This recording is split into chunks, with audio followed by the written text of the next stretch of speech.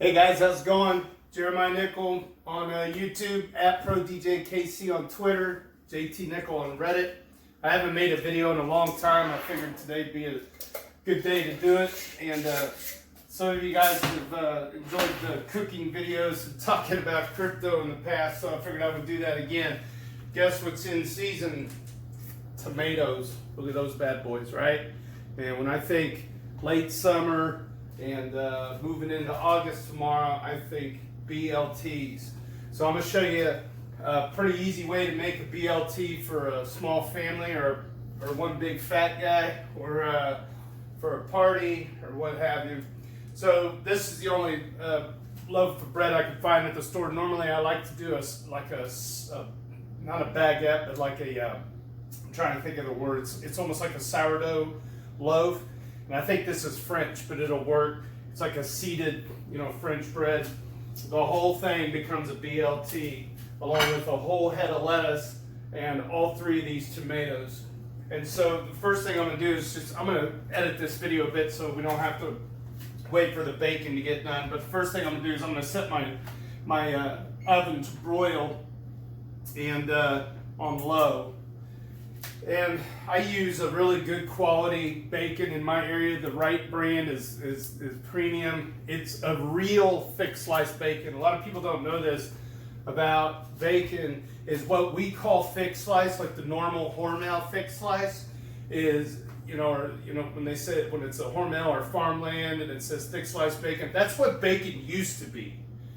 Then what they did is they did a little deal where they cut it even thinner, and then they market up the thick slices being the premium one. That's what bacon used to be. Now this really thin stuff, I don't really use it. I mean, it's great if you want to fry some of that up with an egg or something, or if you want to use it for crumbles on top of a salad. So the first thing I'm going to do is I'm actually going to take this bacon and lay it up on this pan. I don't know if you can see this pan. It's actually a slotted pan. All right, with a tray to catch drippings on the bottom. I think my camera might be a little bit out of frame. I'll move this up over here for a second. What I'm going to do is put down some foil over the slots. And this way it doesn't make quite a mess, because you'll see why it makes a mess. But I'm just going to cut through some of the slots here. If I can find them. Got to find the slot. And that way some of the grease will go down below. Won't have quite as many drippings staying up top. Some people like bacon grease. I do, just not all of it. All right. Next we take your bacon. This is a whole pound and a half of actual thick slice. This stuff is $5 a pound probably, but it's just so much better flavor. And for a sandwich bacon, I like having when you bite into a sandwich, I want to taste the bacon, not just the flavor, but actually, the meats. We've got the meats. All right, and put it down on the pan like so. But anyway, how about we got a little mini bump now over 200. Today's June 31st, 2019. And who knows if it's a mini bump and we go back down or what, but I'm not worried about it. I'm loving all the news, man. The news is just killer these days. It's just one thing after another after another. Then of course Bitcoin gets its futures. Looks like one company, I don't remember, was it LedgerX, got it approved finally to where they can settle Bitcoin futures in physical Bitcoin, whatever that means, instead of fiat, I suppose. Oh, and if you don't have room, just keep laying it on here and lattice it if you have to. Just get it all in there. It's all going to cook up. And then let me back off the Bitcoin stuff for a second. But good for the ecosystem. I know it may not benefit us right away, but it'll benefit us eventually. This is brown sugar, all right? Trust me. If you've never done a sugar sweetened, broiled, beautiful bacon, Try it sometime because it candies up on there and it's just absolutely ridiculous tasting on a BLT, or you can put it on an egg sandwich. I mean, it just adds a little bit of sweet. All right. Now here's the other thing you can do, and this may not be for everybody. What I'm going to show you next, but I like to add just a little bit of a cayenne pepper. Okay, not a lot, right? Just a little bit. Adds a little bit of punch. Now, when you go to make your BLT, some people like to put sriracha. You can put sriracha, mix it up with your mayonnaise. I don't know that I'll do that today. I might do it on half. My family's not a huge fan of sriracha. I love me some sriracha. All right, that's probably good on the cayenne. I'm going to pop this in the broiler. I'm going to hit pause on the video, and I'll come back and talk to you once this gets done, and we'll keep talking crypto. Cheers. All right, so round 2 of this bad boy is to prep the bread. So I use a bread knife. Some people use a standard one. I have an electric one. This makes it a lot cleaner cut for me. By the way, I'm not a professional cook. I just do YouTube videos on TV. No, that's not right either. All right, so then take my bread. Hopefully it's in frame. Slide it over. And some people use olive oil for this. I just like butter. Some people mix olive. You can do olive oil and butter mix too if you prefer. You're basically just trying to get a toast on here. So while the bacon's in the broiler, you can prep the bread. Okay, and so we were talking about the idea or the fact that now Bitcoin futures are being settled in actual Bitcoin, which is great. It's just another option out there, and I'm not going to profess that I know the full impact and implications of it, but I think it kind of allows more institutions to come in and gamble on the price. That's it. That's all I can tell you. I don't know enough about it. Please don't take this as advice. I just see regulators are starting to really start to offer a little bit of encouragement to the space, which is nice. And I saw a news article, headline at least, that the SEC was going to be running full nodes for what did it say? Bitcoin, Ethereum, XRP, and something else, which I don't know why you need to for XRP, but whatever. To each their own. And that's cool. All right, so there's that. This is just a garlic salt with a little herb in it. Dust it. I'm going to wait for the bacon to come out before I put this in. This won't take long, but I definitely want it on the top rack. I like to have this side really toasted, but the top still be soft. If you put it in the oven on a lower rack, at least with just a standard household oven, you run the risk of drying out the whole thing, and then it just like explodes in your hand like into a billion bits of dust. All right, so what's next? Slice the tomatoes. You can get that done ahead of time. These are garden fresh tomatoes grown right here in Kansas by my brother-in-law. And you know, everybody's got their own level of abilities in the kitchen. I'm going to show you how I slice a tomato. Okay, these have been washed. First of all, always wash it. All right, if you want to core a tomato, the way I do it is I park my thumb about as deep as I want to go into the tomato right here. Park my thumb there, and then work my way around. Oop. You hear that? That's a kitchen alarm. You probably tell me what device it is. Echo, shut up. I don't use the word shut up very often, but just to echo. Still going strong. Echo, set a timer for 10 minutes. 10 minutes, starting now. All right, core. Again, park the thumb towards the edge of the knife.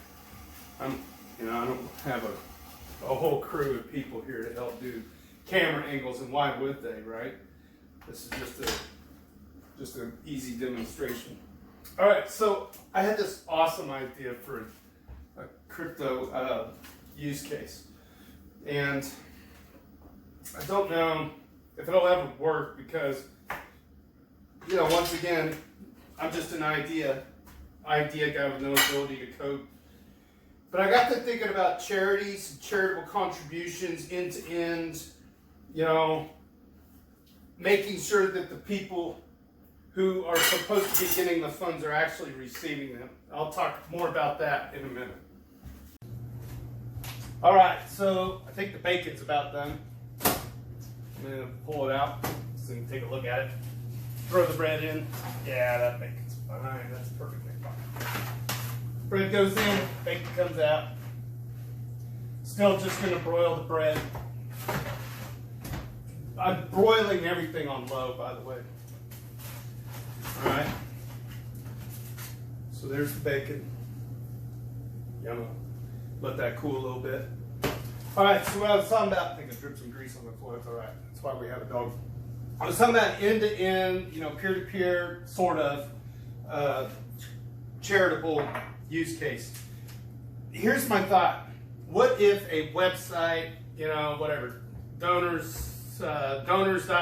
or American Red Cross or Hope for Haiti or Food for the Poor, when you go to the website, you could, you know, a standard person could, it's not into crypto, could input dollars using a credit card or what have you, and then behind the scenes, Uniswap would convert it to DAI, okay? And then the DAI would be distributed automatically where it was supposed to go. So for instance, let's say a charitable organization is trying to raise, here's a good example. Food for the Poor is selling houses, tiny houses for $3,800 in Haiti. They really are. That's kind of their thing. Well, I can't afford a whole one, and I don't want to worry about knowing enough friends to afford a whole one. What if we could just go to the website, pick out the house that we want, right? Just like it would be provable on the blockchain, and you put your DAI or your fiat or whatever, and it would be converted to DAI. And the reason why we would use DAI is because it's stable-ish, right, compared to the US dollar. Okay, so get this. So let's say you go to the website and there's 12 houses there, and I want to put my DAI towards this one. You would see it'd be like a meter going up. You know, once the bucket gets full, the DAI gets dumped to the charitable website, okay? Construction begins on the tiny house. Tiny house gets delivered to Haiti with a hash of the, you know, the block where it was confirmed, and everybody that donated towards the house, let's say you were a $100 more giver towards that $3,800 house, you would be kicked back a non-fungible token, right? So you could get collectible tokens for your charity work. Maybe you set it up through Gitcoin where you're kind of like a Patreon, right? Where you're giving $5 a month, every month, worth of DAI towards the project. So you would be able to know that the house was produced end to end and where it was located. I mean, you could even go so far as that the family that you adopted, they could upload photos back and you would be able to see them, right? I don't know how deep that rabbit hole needs to go, but man, how cool would that be? And from an accounting standpoint, think about this, because everybody wants transparency with where they're donating their money, because we've heard about all kinds of scams all over the world, you know, especially after a major disaster. All of a sudden, everybody and their dog is running a charity because we're going to help the victims of Hurricane Katrina. And a lot of those charitable websites end up being fraudulent, or their administrative costs are 30% of all the donations that came in.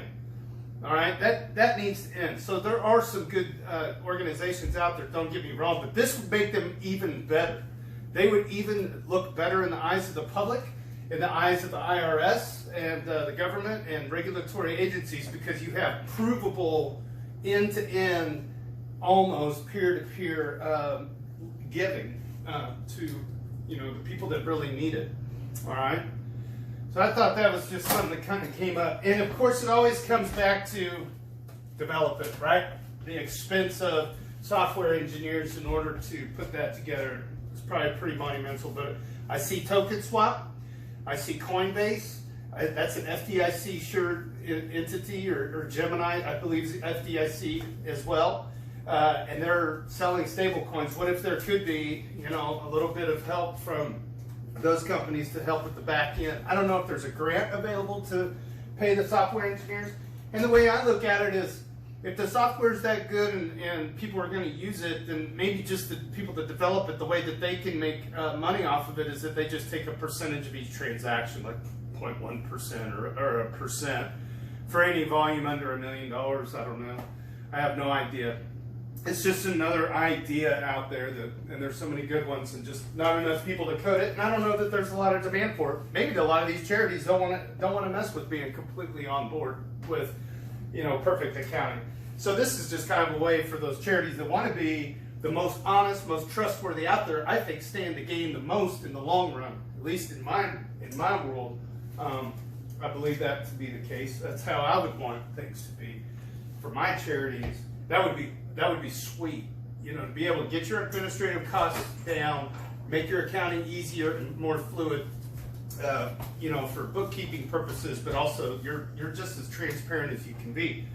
And maybe you set your administrative costs at 7%, and you're not going to be shy about it because you want to be, able to cover everything and be able to go beyond whenever the need arises. So anyway, that's my thought on that. I hope that you guys think that's a decent idea, and if you want to comment on it, I'd love to hear your thoughts. All right, so I'm just going to bring this bread out now. Watch out, doggo. There's my Winnie dog, by the way. I don't know. Remember Winnie used to go, she's got this tag on her. We got it up in the dresser. It says, "Poop for Ethereum, Winnie." So, she's a Cocker Spaniel poodle. She's a good doggo. Oh, look at that. Toasty. Still kind of soft on the other side. There's no right or wrong.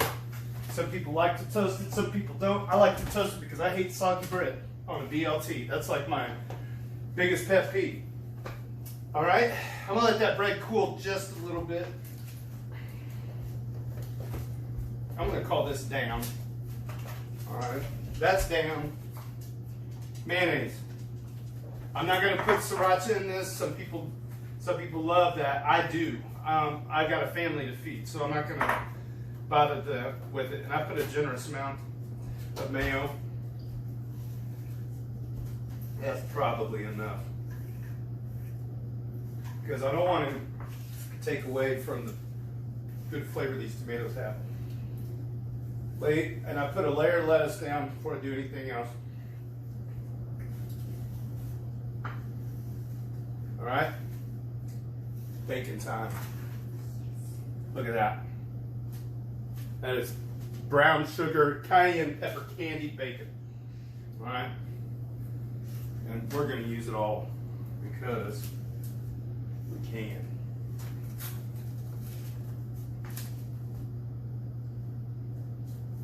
All right, tomatoes. These are, if I'm not mistaken, these are heirloom tomatoes. You can tell because of the way that the seeds propagate throughout. It's almost like a kaleidoscope. I believe these are called heirloom. I could be wrong. All I know is that heirloom are not always the prettiest tomato when you first look at them. These may be a beefsteak. Heirloom are a little funkier looking than the ones I showed you earlier in the video, so I don't know that these are heirloom. But if you garden and you like BLTs, then make sure you get some heirloom tomatoes going, because they have the best flavor for BLTs that you can have. Really, they do. They're just so good for sandwich making. All right, another layer of bacon. A couple pieces left here. We'll just finish it off. Dude. More tomatoes. This pairs well with a wheat beer, Diet Coke, ice water, lemonade, tea. I mean, what else do you need? It's a salad. It's got meat. It's a sandwich. It's everything, man. Another layer of lettuce. I will try to hold this up to the camera before I cut it so you can see it cross section. Or maybe I'll just cut a piece so you can see.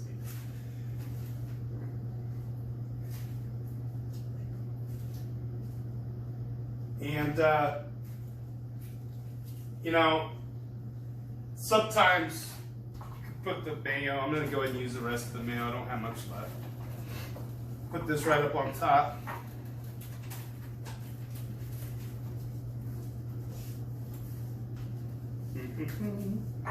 Again, I hope I'm not out of frame.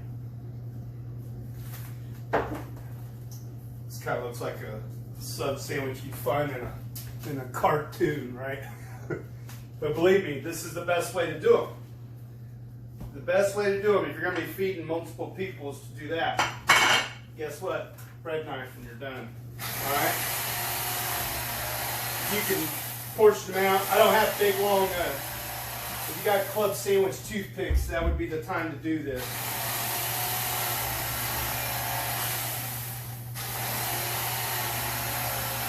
Oh, another thing people don't often think about doing on a BLT, you could do a honey mustard on one side opposite the mayonnaise, right? So there you go. That's my idea of a BLT right there, okay? Hey, good luck out there. I didn't even address all the news of everything that's going on. It's just unbelievable, man. So hopefully you guys have been accumulating and caught that dip at $80. Maybe you guys were spot trading in here. Good luck to you. Yeah, it's been a wild ride. And I think it's just getting started again. Feel like we're in like Smart Money 2.0. We still got concern trolls coming into the daily. And by the way, I hope your experience on ETH Trader has been good. It's been some days busy, some days quiet, but you just feel like it's bubbling up now, right? At least I do. All right, there you go. Cheers and big hugs from Kansas City.